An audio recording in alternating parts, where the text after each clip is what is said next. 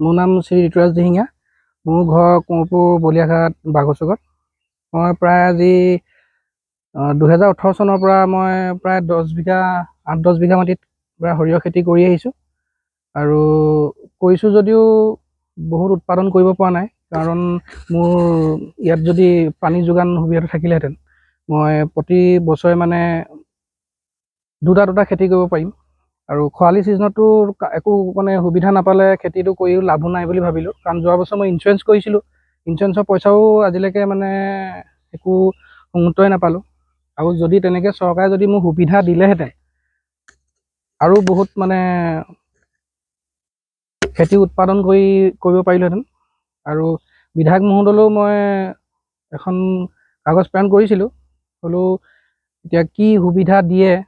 মই যোৱা বছৰ তাৰ আগবছৰে দিছিলোঁ নেকি জানি, মই পাহৰিছোঁ। যদি এইখিনি সুবিধা দিয়ে মই আৰু তেতিয়া ভোট জলকীয়া খেতিও কৰিব পৰা হ'ব। মানে মই ভাবি আছোঁ মনতে কোনটো খেতি কৰিলে জানো বেছি পাম।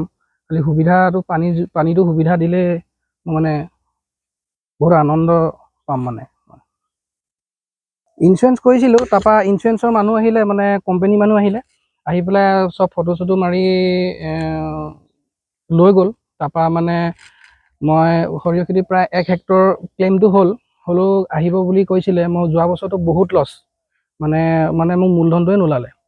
এতিয়া মানে আহিব বুলি কয়, ফোন কৰোঁ, অন্ততঃ টাইম লাগিব বুলি কয়। আৰু ময়ো বহুত মানে অপেক্ষা কৰি আছোঁ, কাৰণ যদি মই চৰকাৰৰ পৰা সুবিধা পালোহেঁতেন, কিজানি মই বুলিয়ে নহয়, মোৰ সকলো যিমানখিনি ল'ৰা আমাৰ ওচৰে পাঁজৰে নিবনুৱা হৈ আছে, সকলো মিলি মানে ভালকৈ আৰু অলপ মানে আগুৱাই যাবলৈ চেষ্টা কৰিম। যদি বিধায়ক মহোদয় এটা অনুৰোধ কৰিছোঁ, যদি মোক এই সুবিধাটো অহা বছৰ সুবিধাটো দিয়ে অতি সোনকালে, যেন ইয়াতকৈ আৰু ভাল খেতি কৰিম। মানে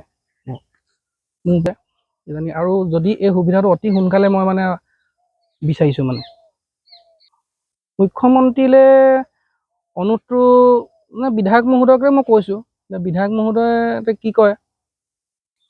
মুখ্যমন্ত্ৰীলৈ মই এটা বিশেষ অনুৰোধ, যে 2 লাখকৈ টকা বাকীবিলাকক দিছে, কিন্তু আমাকো যদি এইখিনি সুবিধা দিলেহেঁতেন, আমিওতো খেতি কৰি আছোঁ বহুত বছৰৰ পৰা, আমাৰ সুবিধা এইখিনি যদি দিলে আমিও উপকৃত হ'ব পাৰিম অলপ।